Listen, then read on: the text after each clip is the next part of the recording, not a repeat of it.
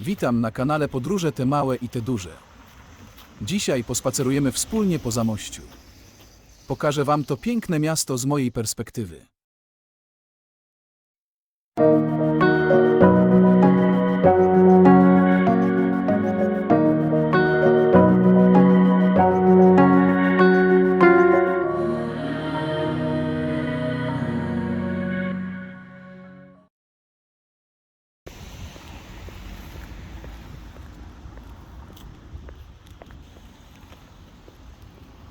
Spacer rozpoczynamy od ulicy Partyzantów, przechodząc przez Bramę Lwowską. To jest jedną z dawnych bram na Starym Mieście w Zamościu. Następnie udamy się w kierunku zachodnim na Rynek Wielki. Muszę przyznać, że bardzo przyjemnie się spaceruje.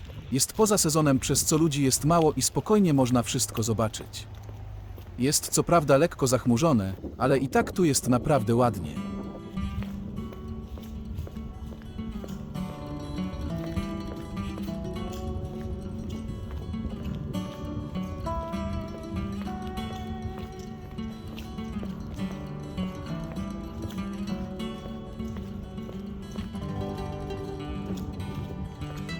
Po krótkim spacerze dotarliśmy do Rynku Wielkiego w Zamościu. Robi wrażenie, jest tu naprawdę pięknie. Rynek ma kształt kwadratu o wymiarach 100 metrów na 100 metrów. Otoczony jest zabytkowymi kamienicami z podcieniami, na rynku znajduje się również ratusz z 52-metrową wieżą zegarową. O tej porze roku przy ratuszu funkcjonuje lodowisko, przez co dzieci i nie tylko dzieci mogą się wyszaleć. Rynek Wielki w Zamościu został zaprojektowany przez Bernardo Morando, włoskiego architekta, jako plac reprezentacyjny na wzór antycznego Forum Publicum lub włoskiej Piazzei. Reprezentacyjny charakter rynku widoczny jest do dziś, bowiem Rynek Wielki jest sceną dla najważniejszych wydarzeń kulturalnych miasta, takich jak spektakle Zamojskiego Lata Teatralnego, Jarmark Hetmański, barwny Eurofolk, koncerty i wiele innych. Ciekawe jest to, iż sam fundator miasta Jan Zamojski dopilnował, aby mieszkańcy kamienic zamieniali swoje domy na domy murowane, przez co kamienice były wielokrotnie przebudowywane. Ratusz robi ogromne wrażenie. Na wieży ratusza codziennie, w sezonie o godzinie 12 jest odgrywany zamojski hejnał, ale ciekawostką jest, że odgrywany jest tylko w 3 strony świata poza zachodnią, ponieważ według legendy założyciel miasta, hetman Jan Zamojski, zakazał grać trębaczowi w kierunku Krakowa, czyli ówczesnej siedziby króla Zygmunta III Wazy, którego planów hetman nie popierał. Obecnie mieści się tu Urząd Miasta Zamość, Straż Miejska oraz Zamojskie Centrum Informacji Turystycznej i Historycznej z galerią fotografii Ratusz. Ratusz ten uchodzi za symbol Zamościa. Wracając jeszcze do przebudowy kamienic, warto wiedzieć, że największe zmiany miały miejsce w wieku XVII, kiedy to budowle parterowe otrzymywały piętro, wyburzano dawne podcienia, a w ich miejsce wznoszono nowe, bardziej wysunięte w stronę rynku. Piętro miało charakter mieszkalny, na parterze mieściły się sklepy z witrynami wychodzącymi na szerokie podcienia. To właśnie tu toczyło się życie handlowe. Kierując się na północ, ulicą Ratuszową dotrzemy do Rynku Solnego, to jest prostokątnego placu będącego miejscem handlu aż do roku 1942.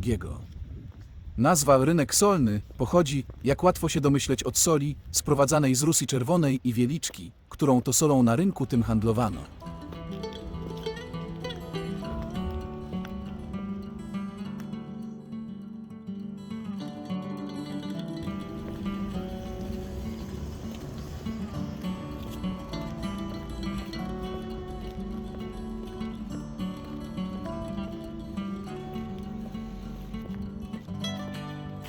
Na zachód od Rynku Wielkiego, naprzeciwko Pałacu Zamojskich przy ulicy Akademickiej, znajduje się pokaźny pomnik włodarza miasta Jana Zamojskiego. Jan Zamojski w roku 1580 założył miasto Zamość. Pozostał w pamięci jako jeden z najwybitniejszych polskich wodzów i polityków.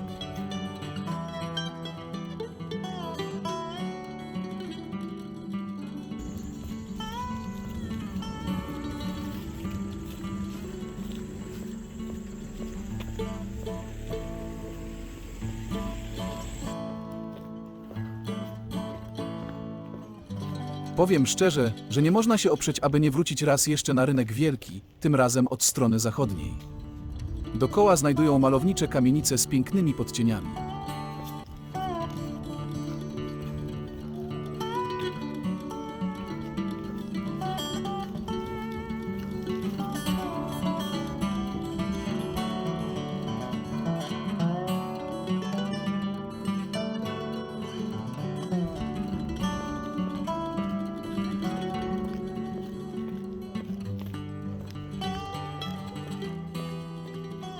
Kierując się na południe, dotrzemy do rynku wodnego. Jego nazwa wzięła się od terenów zalewowych rzeki Łabuńki, broniącej dostępu do miasta od strony południowej. Rynek wodny nigdy nie pełnił funkcji handlowej. Stały przy nim podcieniowe domy znakomitych mieszkańców Zamościa, które niestety do dzisiejszych czasów nie zachowały się. Dziś plac ten ma formę skweru z fontanną i ławkami. Warto również wiedzieć, iż Zamość za sprawą unikalnego zespołu architektoniczno-urbanistycznego Starego Miasta bywa nazywany perłą renesansu, miastem arkad i padwą północy. W 1992 roku natomiast zamojskie Stare Miasto zostało wpisane na listę Światowego Dziedzictwa UNESCO. Opuszczając Stare Miasto warto odwiedzić bastion numer 7, który jest najpotężniejszym ze wszystkich, a dodatkowo został wzmocniony natrzańcem, czyli dodatkową dwukondygnacyjną budowlą obronną. Znajduje się on przy ulicy Łukasińskiego, w pobliżu Bramy Lwowskiej, a więc tej samej, od której rozpoczynaliśmy dzisiejszy spacer. Turystom do zwiedzania oddano galerię strzelecką. Znajdują się tam również sklepy, co stanowi ciekawe połączenie.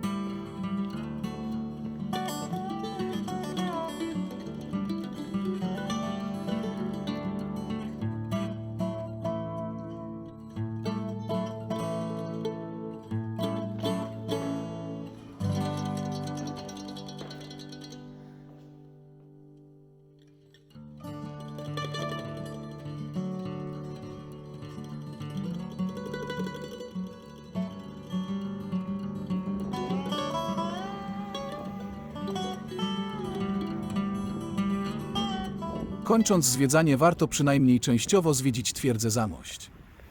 Warto wiedzieć, że twierdza na przełomie XVI i XVII wieku była jedną z najnowocześniejszych twierdz w Rzeczypospolitej. Miasto zostało opasane potężnymi fortyfikacjami bastionowymi, kurtynami i fosami. Fortyfikacje, jak i samo miasto zostały zaprojektowane przez włoskiego architekta Bernardo Morando, o którym już dzisiaj była mowa. Dzięki starannie dobranej lokalizacji miasta, Zamość leżał na skrzyżowaniu dwóch ważnych szlaków handlowych. Jeden biegł z Lublina do Lwowa, a drugi z Rusi przez Sandomierz do Krakowa.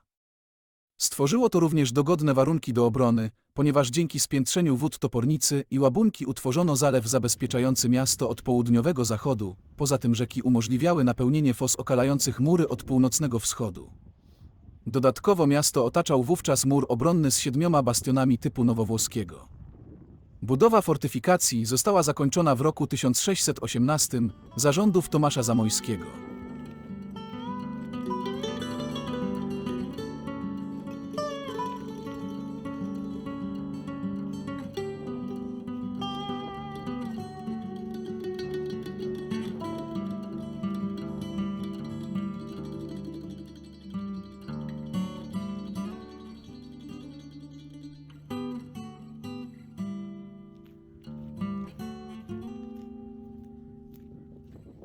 Spacer kończymy przy galerii rzeźby profesora Mariana Koniecznego.